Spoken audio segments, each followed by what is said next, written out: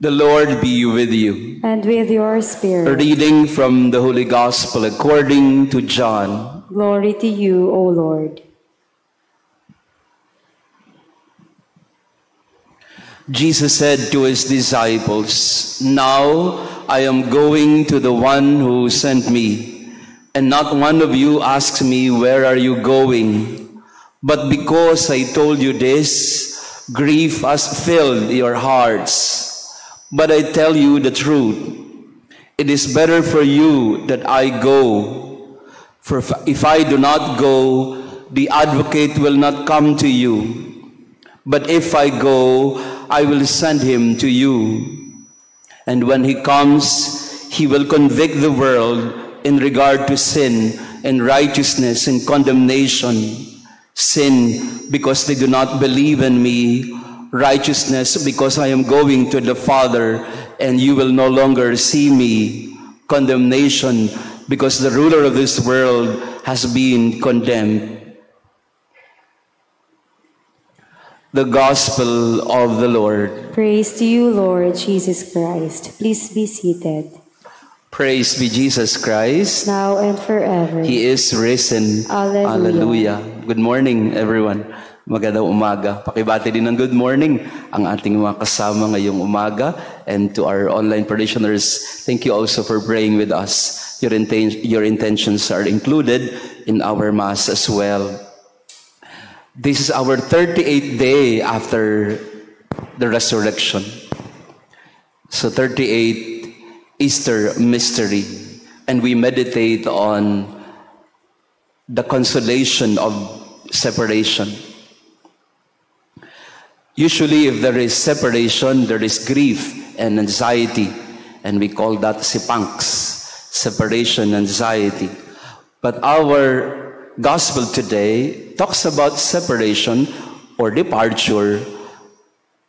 But Jesus assures the disciples, "You are grieving because I am leaving, but not to worry because I'm sending you the advocate. It is better that I go," Jesus says. "It is better that I go so that I can send him to you.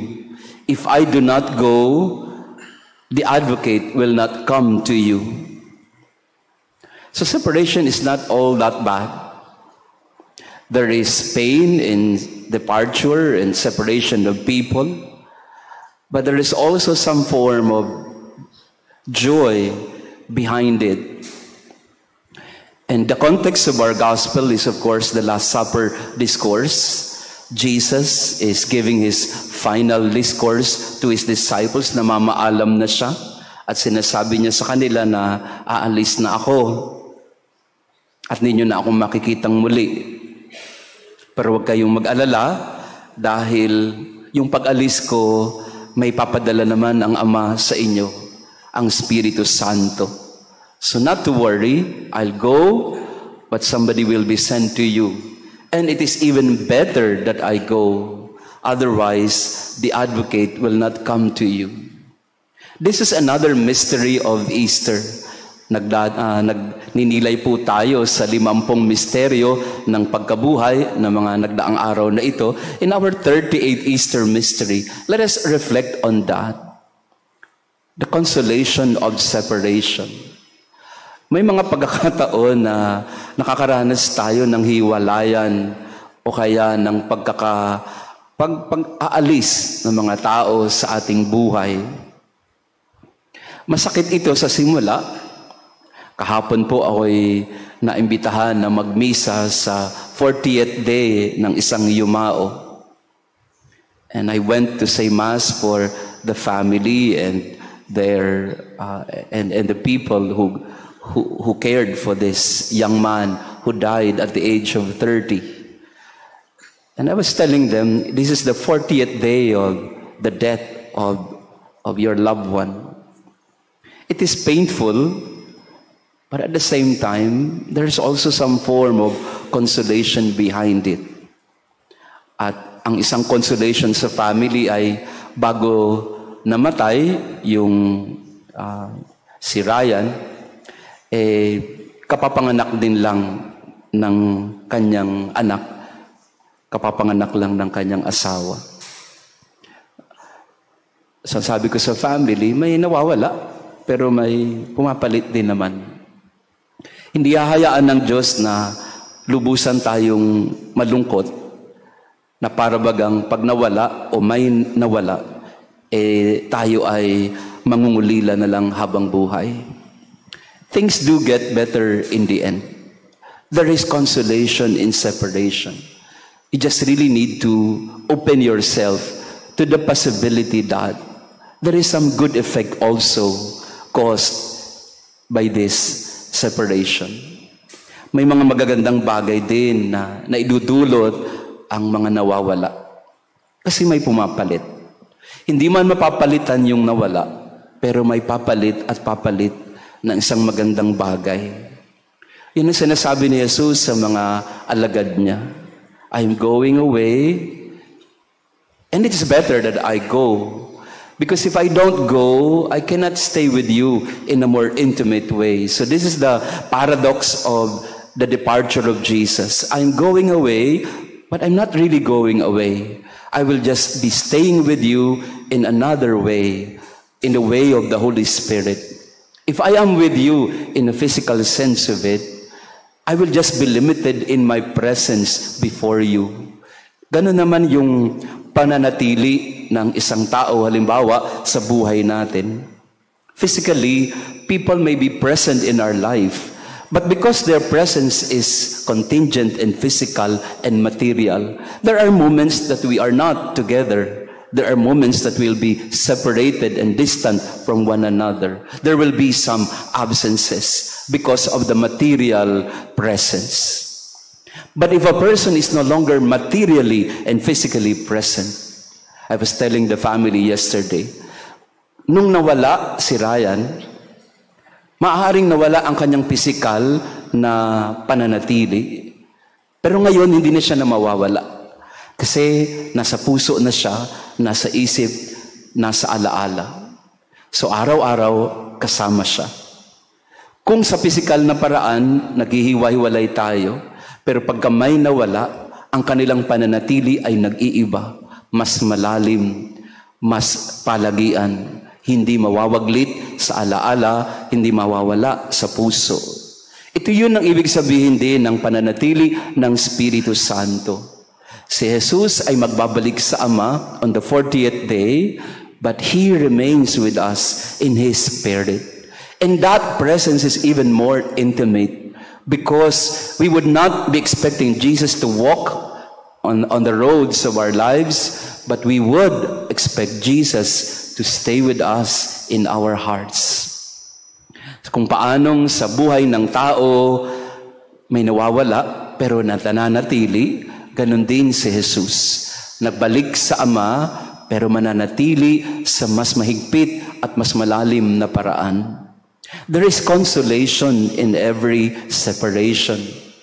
Pagka may nawawala sa iyong buhay, pinapalitan ng Diyos at minsan higit pa. Higit na malalim, higit na masaya, higit na makabuluhan dahil ang pananatili ay hindi na sa mababaw o material na paraan. Ang pananatili ay nasa puso, nasa pag-ibig, nasa gunita at alaala. We may not have seen Jesus anymore walking our land, walking on this earth. We may not have witnessed Jesus the way the disciples saw Him in Galilee, in Jerusalem, in the sea, in the mountain. Maybe we do not have that privilege of seeing Jesus as He was before the apostles and the original disciples. But His presence is no less than intimate. Today, He walks with us. He is present among us in a more intimate sense, in a more real sense, if we may call it that way. Buhay siya sa puso. Buhay siya sa ating isip. Buhay siya sa ating mga pagdiriwang. At ito yung nakita rin natin sa unang pagbasa. Nang bagamat sina Pablo, sina Silas at ang kanilang mga kasamahan ay pinahirapan, kinulong sa Filipos. Bagamat sila ay tinali, ikinulong, ngunit sila'y nanatiling nagtitiwala sa Diyos na hindi sila pababayaan. Ang pananatili ni Jesus sa mga alagad ay mas naging mahigpit, mas naging malakas. Kasi ang kanilang kanilang pakikipag-ugnayan kay Jesus ay hindi na sa pisikal na paraan. Ang kanilang pakikipag-ugnayan kay Jesus ay sa pamamagitan ng pananampalataya. At yun ang binigay ni Pablo doon sa jail guard nila, doon sa nagbabantay sa kanila. Takot na takot yung nagbabantay kasi biglang yumanig at biglang nabuksan ang kulungan. Akala nung jail guard ay wala na sina Pablo, pero sabi ni Pablo, huwag ka mag-alala, nandito pa kami, hindi kami umaalis. At ang sabi nung pulis na nagbabantay, anong gagawin ko para kami ay maligtas? And Paul declared to the jail guard, believe in Jesus Christ.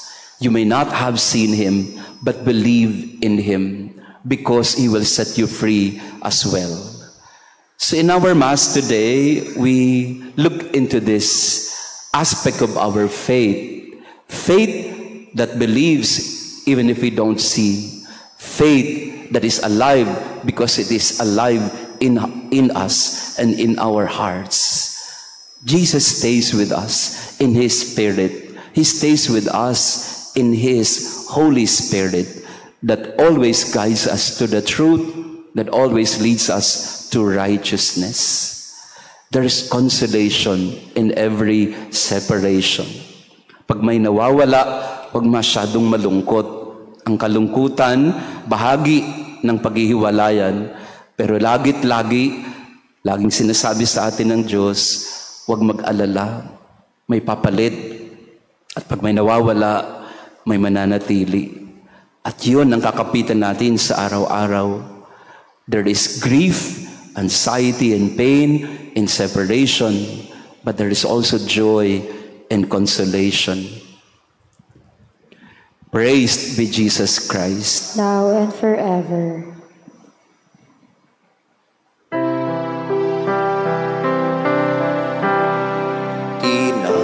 Tinapay na nagmula sa butil ng trigo, pagkain nagbibigay ng buhay mo, at alak na nagmula sa isang tangkay ng ubas, inuming nagbibigay lakas. Kunin at tanggapin ang alay na ito, mga biyayang nagmula sa pagpapala mo. Tanda ng bawat puso pagkat inibig mo, gayo'y nananalig, nagmamahal sa'yo. Please Pray, stand. dear friends. All stand. Let us pray. Hear, O Lord, our prayers, that this most holy exchange by which you have redeemed us may bring your help in this present life and ensure for us eternal gladness through Christ our Lord. Amen. Maraming salamat po sa inyong pagdalo sa ating banal na misa, and also to our online parishioners. Thank you for joining us today. Separation is painful all the time, but there is also joy in it. You just have to look for it. As Jesus said in our gospel today, it is better that I go so that I can send the Spirit to you. Pag may nawawala, may pinapalit naman si Lord at hindi niya tayo pababayaan. So I invite you also for our Easter recollection this coming May 11. Ngayong Sabado po yun, 5 o'clock will be our anticipated Ascension Sunday Mass. And then after that, our Easter recollection coinciding with Mother's Day celebration. Kaya yung ating pagninilayan ay tungkol sa ascent of love. Ascent of love. And let us ask the Lord to bless all the mothers na ngayong pong Mother's Day ay mas lalo pa bigyan ng Panginoon ng biyayang kailangan nila. So I invite you, pakatapos po ng misa, meron tayong konting salo-salo and a little tribute to our mothers. Yeah. So Saturday po ito, May 11. The Lord be with you. And with your spirit. And may our loving God bless you and your family, the Father, the Son, and the Holy Spirit. Amen. Our Mass has been offered. Go in peace to love and serve the Lord. Thanks be to God.